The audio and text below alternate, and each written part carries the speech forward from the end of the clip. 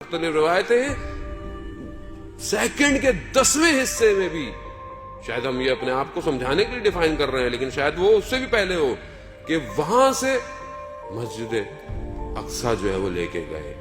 اور ملائکہ نازل ہوئے، سارے انبیاء موجود تھے اور رسول خدا نے جماعت کرائی نماز کی۔ نے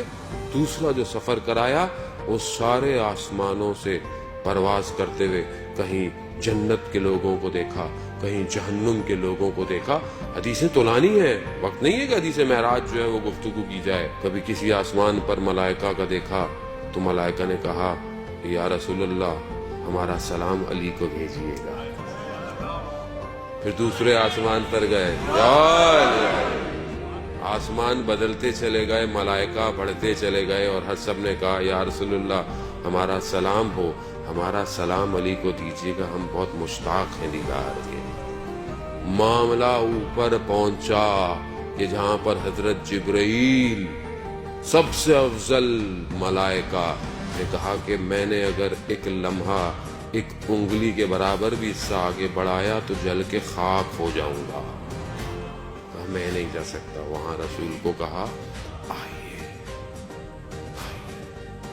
دو کمانوں کے برابر کا فاصلہ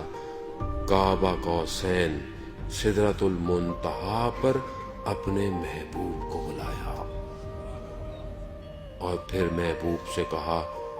کہ یا محمد میں نے زمین پر دیکھا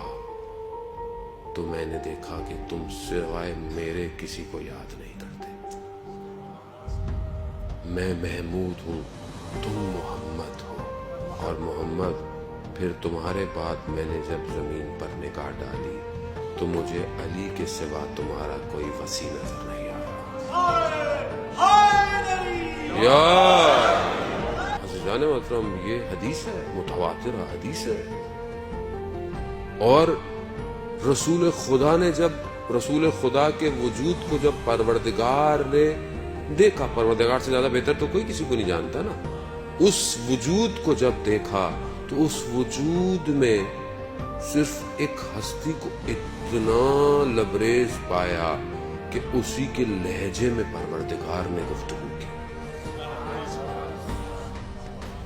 وجود کو دیکھا، یعنی دیکھا کہ یہ وہ اس وجود میں بس یہ ایک اور ایسا وجود ہے کہ جس کے لہجے میں خدا کہہ رہا ہے کہ میں گفتگو کر سکتا تھا، اور وہ علی ابن ابی طالب کا لہجہ تھا۔ کمال عزیزان محترم، فضائل کو طریقوں سے بیان کرے کہ توحید توحید نظر آئے، نبوت نبوت نظر آئے اور امامت امامت نظر آئے۔ یار جو حق ہے اس کو بیان کرے۔ جب خدا کہہ رہا ہے کہ میں نے پایا، میں نے اپنا بہترین بندہ پایا، میں اپنے بندے کو لے کے گیا معراج۔ پھر پروردگار نے کہا اے محمد میں نے آپ کو